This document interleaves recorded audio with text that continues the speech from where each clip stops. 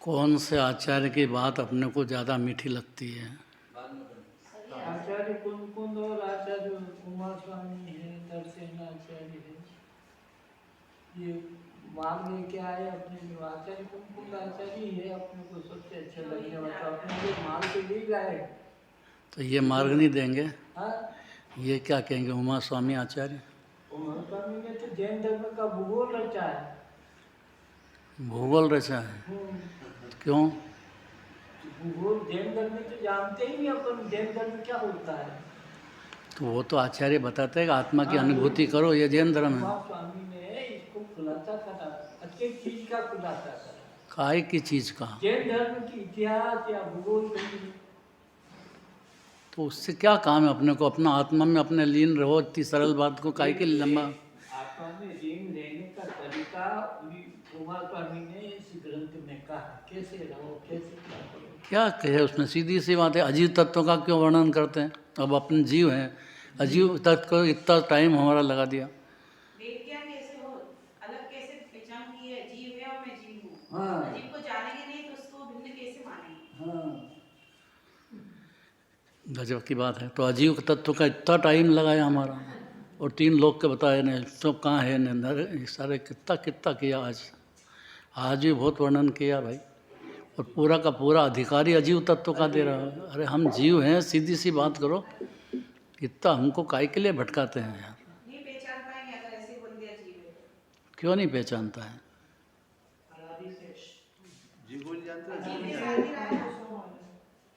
अनादि से,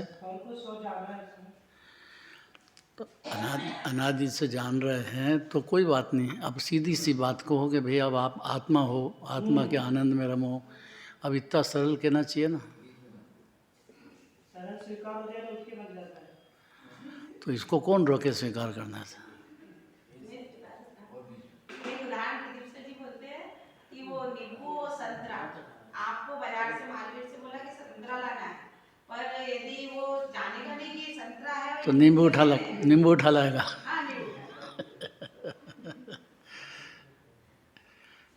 संतरा भी फल है और नींबू भी फल है। अब दोनों फल के हिसाब से तो कोई अंतर नहीं है, पर ग्रहण क्या करना है? दोनों ही बात है ना, दोनों को ग्रहण करने की बात है। अगर नहीं करना हो तो काय के लिए उमा स्वामी आचार्य इतनी मेहनत करते हैं? मेहनत करते जानने के लिए उन्होंने मेहनत करी है। काय के लिए करते हैं? नींबू नींबू है, संतरा संतरा है, तो फिर अजीव अजीव है, जीव जीव है। अब ये जीव अजीव को एक माँ जान रहा है अनादिकाल से, तो जब तक उसको दोनों एक नहीं है भाई, दोनों अलग अलग है, दोनों फल अलग अलग है। तो ये पुण्य भाव का फल संसार है, उसमें कोई 4 गति का भटकना होएगा। और वीतराग भाव जो है वो अमृत है, वो मोक्ष तक पहुँचा देगा। खाली श्रद्धा कर लेगा, वीतराग भाव धर्म है, पुण्य नहीं, तो सम्यक दृष्टि हो जाएगा। फिर उमा स्वामी आचार्य इतना पुण्य भाव के लिए क्यों वर्णन करते हैं? होगा परिणति में हैं? पुण्य भाव तो होगा ही परिणति में। होगा ही किसको? साधक को। साधक कब से होएगा? जब पुण्य से भिन्न आत्मा को जान जाएगा। तो पुण्य के भिन्न जाए तो आत्मा की बात करो ना ज़्यादा, पुण्य भाव की क्यों बात इतना टाइम लगाते हो?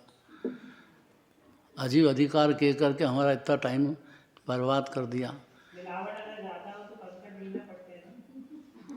क्या बोले? मिलावट ज्यादा है तो कंकड़ साफ करना पड़ेंगे। फिर से क्या? मिलावट ज्यादा है तो कंकड़ साफ करना पड़ेगी। तो कंकर को हटाओ, कंकर की महिमा क्यों करते इतनी देर तक? क्यों करना ही नहीं? तो फिर उमा स्वामी आचार्य को क्या हो गया जो महिमा करते हैं? तो क्या इतना नहीं समझता जी? कोई घर में कंकर उठा के लाया क्या? नहीं समझता है, जीव उससे ज्यादा महिमावंत है तुलना करने के लिए, इसलिए उसकी भी महिमा की, जीव उससे भी ज्यादा महिमावंत। अरे लेकिन कंकर को घर में तो कोई नहीं लाता है ना। तो इतनी देर तक कंकर है काय के लिए कहते हो? हैं? क्या बोले? जीव के 4 अधिकार, अजीब का एक है। ज्यादा महिमा जीव की गाएगा ना। हैं? क्या जोर से? जीव के 4 अधिकार थे, तत्व और अजीब तत्व का एक अधिकार है। जीव की महिमा ज्यादा गाएगी ना। तो 4 दिए तो एक देने की जरूरत क्या पड़ गई? 4 में तो काम हो जाता है जीव का। एक अधिकार में ही काम हो जाता है, 4 तो बहुत बड़ी बात हो गई भाई। आप बताइए कि क्यों बताएं? वो तो बताएंगे, पहले अच्छा मंथन हो जाएगा ना तो सुनेगा, नहीं तो नहीं सुनेगा जी। नहीं, अच्छा बोलने दो। एक प्रश्न पूरा नहीं हुआ, उसका दूसरा तीसरा इसीलिए तो होना चाहिए। एक का पूरा नहीं हो पाया। अरे एक प्रश्न पूछा है तो एक का पहले जवाब तो सुनो। पर पहले हो जाने दो ना, सब इकट्ठा है तो सबको सभी बैठे हैं ना यहाँ, तो कोई छोटी बात है। अरे नहीं, जिनवाणी तक जितने भी प्रश्नोत्तर करते हैं सारा जिनवाणी प्रश्नोत्तर पे है। बस प्रश्नोत्तर पे ही सारी बातें हैं। उत्तर तो बताइए। अरे उत्तर तो पहले प्रश्न तो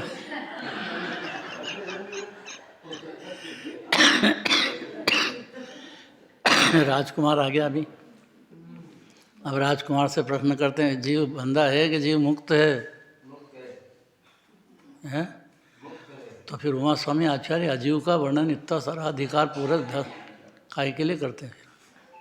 अजीव में जीव का संयोग है, हमेशा जीव इसीलिए हैं? अजीव में ही जीव का संयोग है और उस संयोग से ही संसार दशा में चल रहा है, इसलिए तो संयोग तो अनंत भगवान के भी है। हाँ जी, अनंत भगवान के भी संयोग है शरीर का।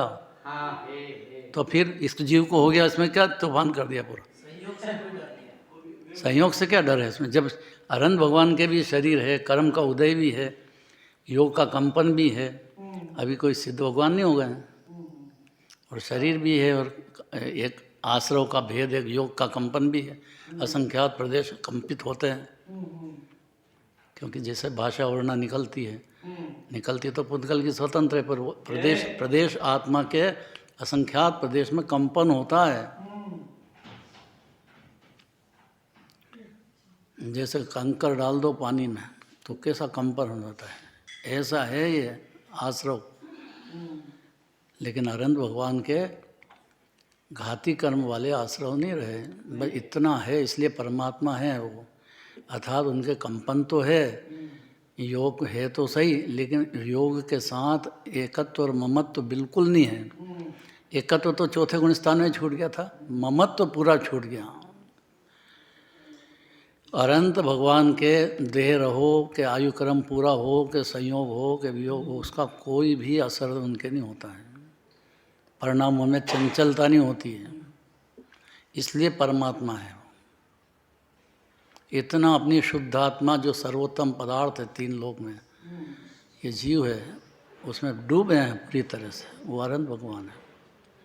उनके विकल्प बिल्कुल नहीं होता। संकल्प तो चौथे गुण स्थान में छूट गया था, संकल्प तो चौथे गुण स्थान में खत्म हो गया था कि देह संयोग आदि पर्दे में मेरा नहीं है, ऐसा समझने से निर्भर हो गए थे, चौथे गुण स्थान में निर्भर हो गए। अब तो आनंद बढ़ने का काम है, वो गुण स्थान के हिसाब से बढ़ता ही चला जाता है।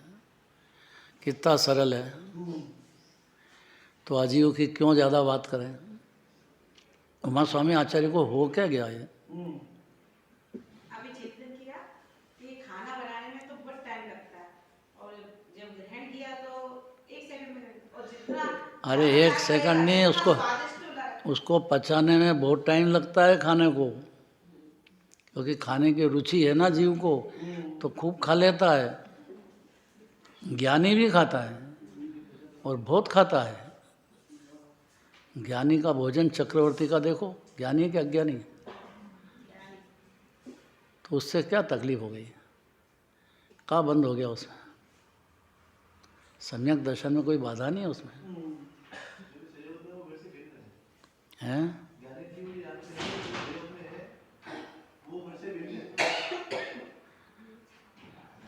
ये नहीं जाने तो भी भिन्न तो है ही, त्रिकाल भिन्न है। देखो बाबू जी जोर लगा रहा है।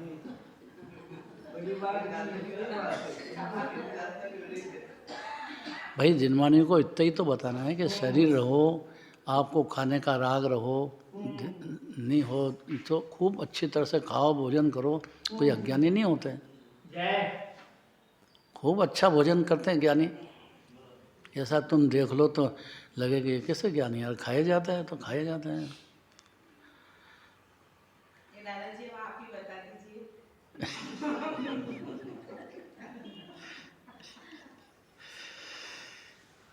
भाई हुआ क्या है कि संगति का असर हो गया जीव को, संगति करी ना, कुसंगति, तो उसने देह संयोग में दिखा तो उसकी संगति इतनी कर ली कि उसमें पूरा अपना ही मान बैठा है। जबकि जीव कभी अनादि से देह हुआ नहीं है, हुआ नहीं है। बस इतना ही जिनराज का कहना है। क्योंकि देह को भिन्न समझेगा तो परिवार को भिन्न समझेगा, उसको भिन्न समझेगा तो उसमें डूबेगा नहीं, उसमें अपने आप तैरना सीख जाएगा। तो धीरे धीरे आत्मा की भी बात सुनने लग जाएगा, कभी ना कभी आत्मा की अनुभूति भी कर लेगा। सुनेगा ही नहीं तो क्यों करेगा, मगन हो गया है जीव।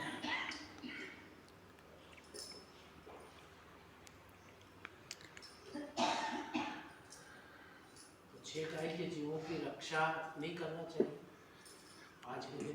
पहली बात यह है कि कर सकते ही नहीं। किसी का आयु कर्म, किसी का उदय आपके हाथ में नहीं है। भावलिंगी संत जाते हैं, उनके पाँव के नीचे कितने जीव मर जाते हैं, वहाँ तो ठीक। लेकिन जब 8वें गुणस्थान में श्रेणी चढ़ते हैं तो भोजन नहीं लेते हैं। ये 6ठे गुणस्थान तक की है आहार संज्ञा तो, और अनंत जीव मरते जाते हैं। क्योंकि कितने जीव, एक एक खून की बूंद में कितने जीव हैं। और सबसे ज़्यादा हिंसा 8वें गुणस्थान में जीवों की होती है। कभी नहीं सुना होगा ये। कोई भी डॉक्टर से पूछो, शरीर है तो उसमें जो खून है, उस एक खून की बूंद में कितने जीव। तो 8वें गुणस्थान में भोजन तो लेते ही नहीं है। ये तो 6ठे गुणस्थान तक की बात थी आहार लेने की, 7वें में ही नहीं लेते हैं। पर 7वें का काल थोड़ा है, फिर 6ठे में आ जाते हैं तो आहार लेने आ जाते हैं। और 8वें गुणस्थान में क्यों नहीं है? आप नहीं लोगे तो जो शरीर में जो खून है उसमें अनंत जीव है कि नहीं, एक बूंद में, तो हर क्षण मरते जाते हैं। सूखते हैं?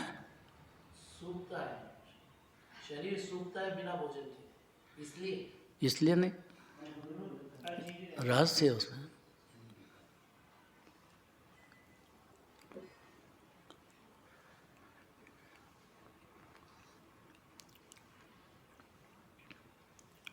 अस्थि से तो ये बात है कि प्रचुर आनंद भोगते जा रहे हैं। प्रचुर माने मुनिराज से भी ज़्यादा 8वें गुणस्थान में श्रेणी चढ़ने वाले, जो अब अंतर मुहूर्त में मोक्ष से चले जाएंगे, वही श्रेणी लगाते हैं। क्षपक श्रेणी, ख्यायिक सम्यक दर्शन होना चाहिए तो उपशम श्रेणी भी लगती है, क्षोपशम, लेकिन उससे काम नहीं चलता है। इसी अभी मोक्ष होने अनंत भगवान बनने वाले हैं, उनकी बात चल रही है। उनकी जो परिणति है वो देह से इतनी विरक्त है और आत्मा में इतनी लीन हो गई कि उनको आहार लेने का विकल्प अब नहीं आता है। नहीं आता है तो शरीर में जो रक्त आदि हैं, दूसरे पदार्थ, अन्य जीव, वो सब तेजी से मरते ही चले जाते हैं। तो प्रश्न उठाया आचार्य देव ने ऐसा, ये तो जैन धर्म तो अहिंसा का है और मुनिराज से इतनी हिंसा हो रही है, तो इतने जीव तो मरे और आपको मोक्ष हो जाए, केवल ज्ञान हो जाए, ये तो कोई न्याय की बात नहीं है। हैं?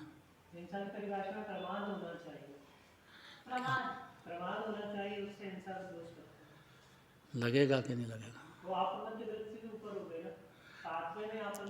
आपकी जो शरीर है आपके संयोग में है और आप तो इधर अनंत सुख तक जा रहे हो और इधर अनंत जीव के बेचारे मौत हो रही है।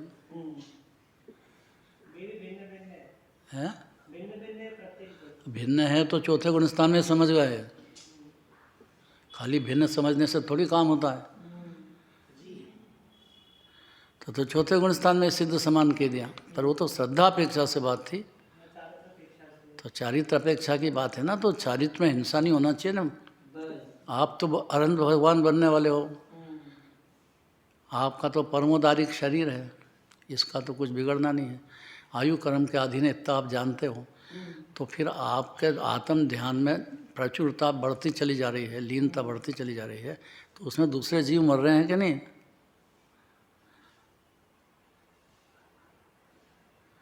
इधर तो सारे जगत को उपदेश है कि भैया हिंसा नहीं होना, जीव मात्र अपने परमात्मा है, हर जीव परमात्मा है। आपको अपनी वजह से किसी भी जीव का शरीर को तो दुखने पर दिल भी नहीं दुखना चाहिए। इतना हित नहीं फिर बोलो आप, किसी जीव को कठोर वचन मत बोल। आया कि नहीं आया? तो आप कठोर बोल दोगे, जरा सा डांट दोगे, घरवाली को डांट दोगे तो उसको बुरा नहीं लगेगा? नहीं लगेगा? अब तेरे ब्याह होएगा तब पता लगेगा, अभी तेरे को पता नहीं है। हमारे राजकुमार को पता है, वो लड़ाई बिल्कुल नहीं करता था। इन दोनों की लड़ाई हमने देखी नहीं कभी।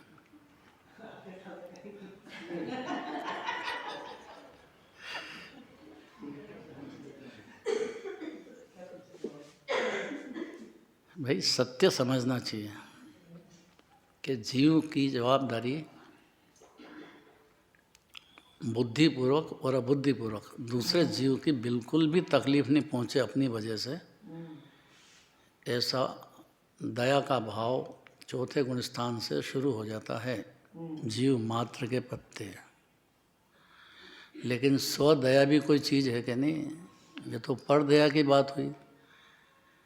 स्वदया तो ये है कि अपनी परिणति में अनंत दशा हो।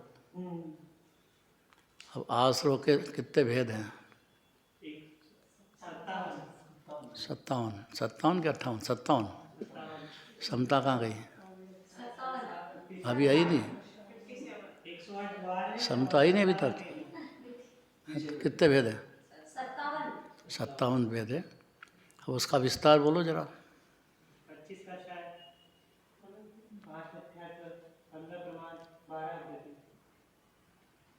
बोलो। मिथ्यात्व 5, अविरति 12, कषाय 25, प्रमाद 15 और योग 15। तो योग भी आश्रव का भेद हुआ कि नहीं हुआ? योग आश्रव का भेद हुआ कि नहीं हुआ? योग भी आश्रव की श्रेणी में आया कि नहीं आया? तो अनंत भगवान के क्या हो रहा है ऐसा थोड़ी होता है। तुम एकांत क्यों पकड़ते? पर होता है कि नहीं आपको पता है? अनंत भगवान विचरण करते हैं, कितनी बार समोषण वहाँ से आ जाता है। तो आयु का एक जीव मरेंगे कि नहीं मरेंगे?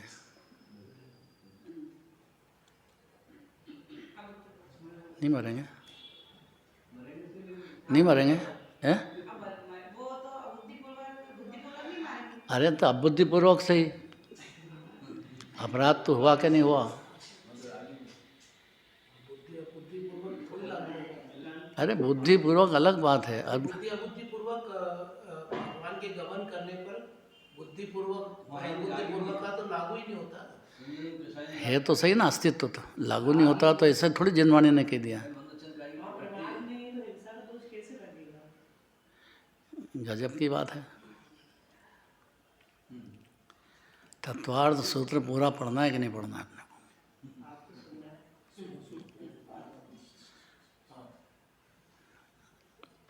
बुद्धिपूर्वक का मतलब क्या अपने ज्ञान में आ रहा है कि इतने जीवों की हिंसा हो रही है, तो जितना ताकत है उतना बचने की भावना चौथे गुणस्थान से इस जीव के शुरू हो जाती है।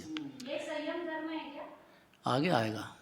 अभी संयम धर्म की बात चौथे गुणस्थान में पहले मान्यता सही हो कि मेरे से कोई जीव की हिंसा हो ही नहीं सकती है, क्योंकि कोई भी जीव उसका आयु कर्म के अनुसार जीता है। मेरे हाथ में किसी का है ही नहीं, सत्ता ही नहीं है, कैसे मार सकता हूँ मैं? ऐसे पहले सम्यक दर्शन में सत्ता मंजूर करना चाहिए। दूसरे जीव की भी सत्ता है, उसका आयु कर्म है। तुम्हारे हाथ में दे दें कि हिंसा करे जाओ दूसरे जीव की, ऐसा करेंगे अनंत भगवान दिव्यधनी में? सीमा के बाहर। सीमा के बाहर समझ गया कि सम्यक दृष्टि हुआ, इतनी देर है। आप अपनी सीमा में आओ, दूसरे जीव का रक्षा करता हूँ, मैं करता हूँ, अभिमान छोड़ दो। ये सम्यक दर्शन की बात है। अब चारित्रवंत है ना मुनिराज तो, और अनंत भगवान तो चारित्र की पूर्णता में जा रहे हैं, अर्थात टोटल शुद्धात्मा में, अपनी आत्मा में अनंत काल तक के लिए लीन हो जाके सिद्ध भगवान हो जाएंगे। सिद्ध भगवान बनने ही वाले हैं।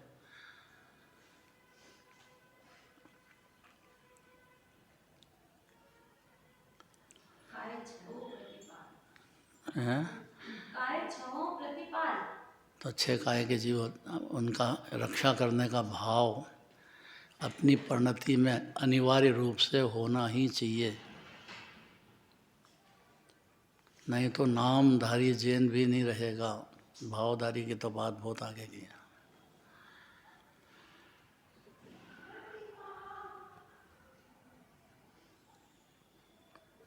ऐसा प्रश्न उठाया धवल शास्त्र में।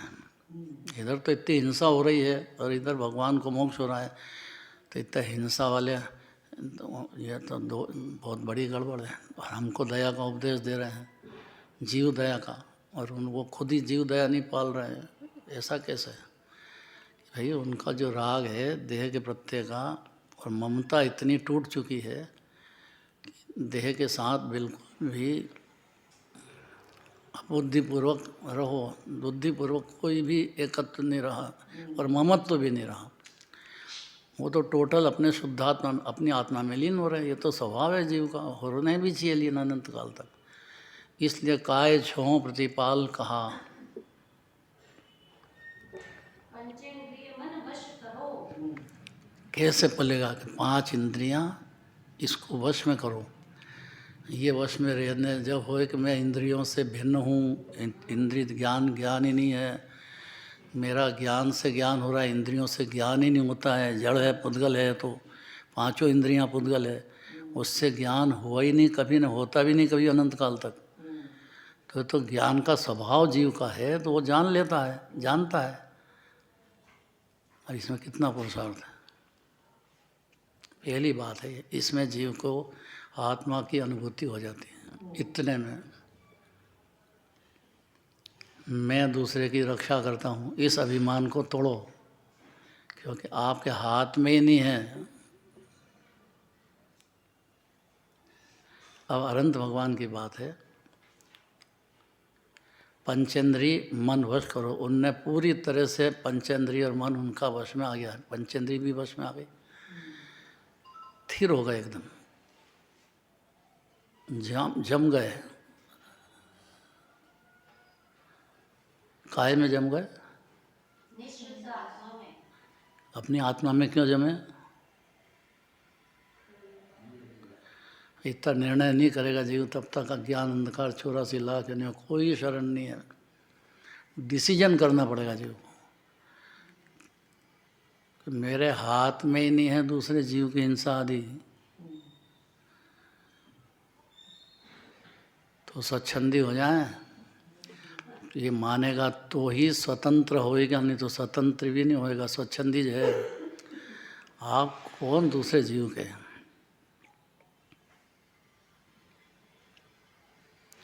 इतने में सम्यक दर्शन होगा, और फिर लीनता की बात है। और मुनिराज बनते हैं, हिंसा होती है, उनको कोई दोष नहीं लगता है। संयम रतन संभाल। संयम संभाल लिया ना मुनिराज ने। चौथे मुनिराज ने छठे गुणस्थान में संयम ही है, 7वें गुणस्थान में अबुद्धिपूर्वक राग रह गया है, लेकिन 8वां गुणस्थान ने, 9वां गुणस्थान ने, 10वें गुणस्थान की बात चल रही है, तो 12वें 13वें गुणस्थान की बात चल रही है। 13वें गुणस्थान में अभी अपन ने चर्चा में आया कि वायु काय के जीव है, तो उसका उत्तर क्या है? उसका अर्थ ये है कि जो गमन करते हैं ना, तो उसमें जो जीव रहेंगे वायु कायक के, उनको हिंसा होगी कि नहीं होगी? यही जवाब था, हैं? यही जवाब चाह रहे हैं, उनको तो हिंसा का दोष लगेगा क्या? लगेगा, क्यों नहीं लगेगा? भगवान को अरे लगेगा। अनंत परमात्मा को अनंत परमात्मा के जो गमन हुआ है उनका राग नहीं है, इसलिए उनका दोष नहीं लगा। एक तो ये अपेक्षा है। क्या?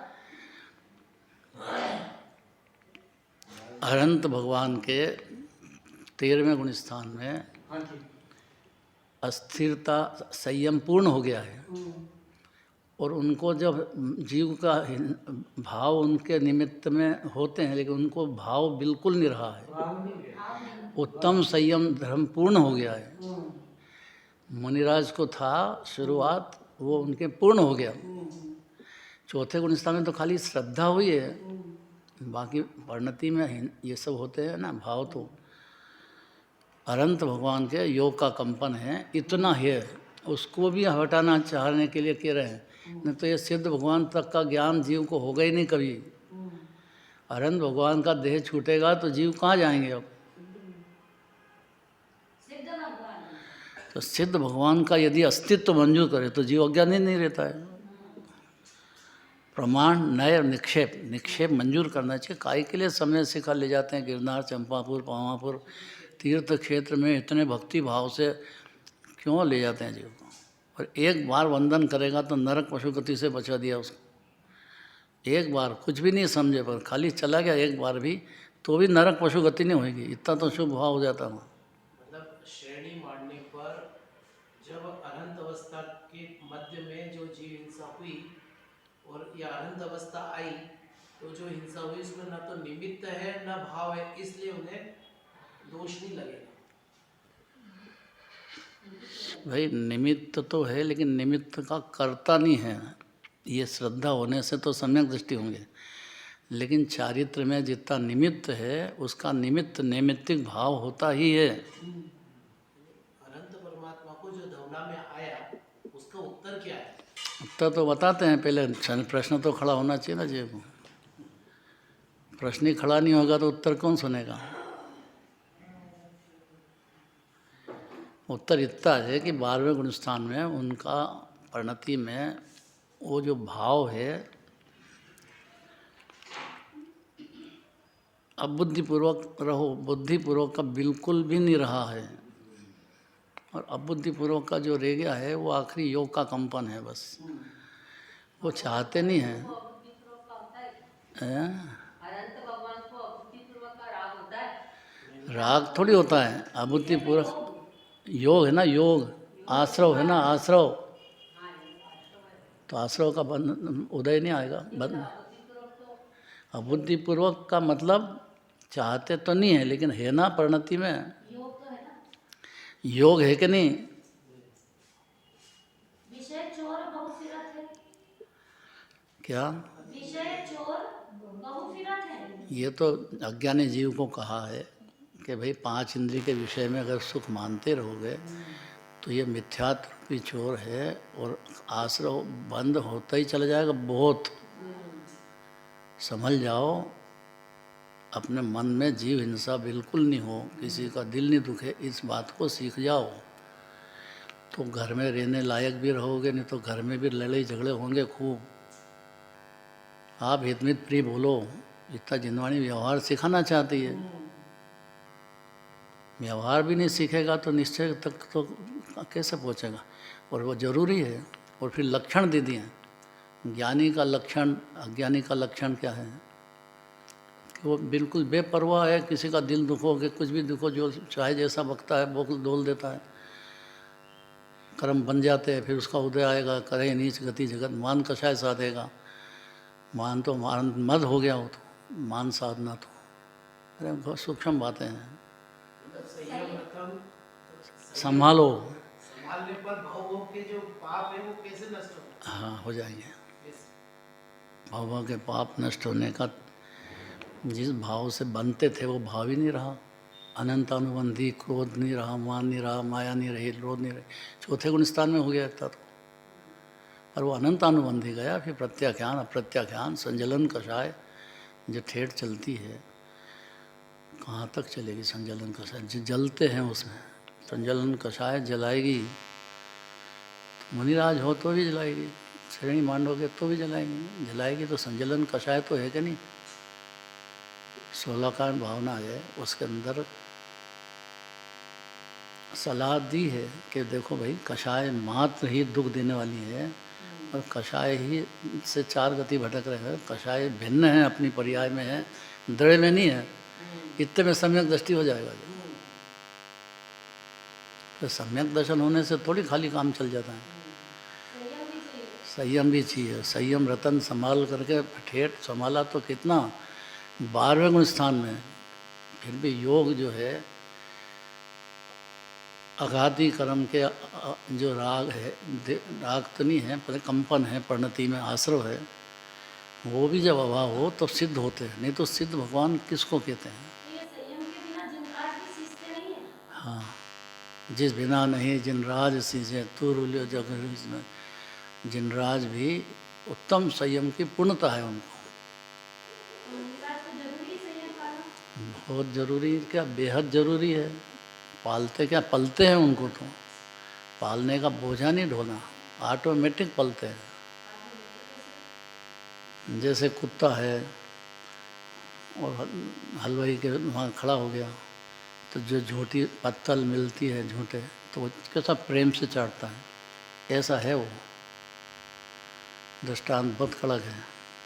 पलते हैं कुत्ते, कुत्ते पलते हैं। सब परिणति में ये कुत्ते पलते हैं संवर के संयम धारण करने के बाद है।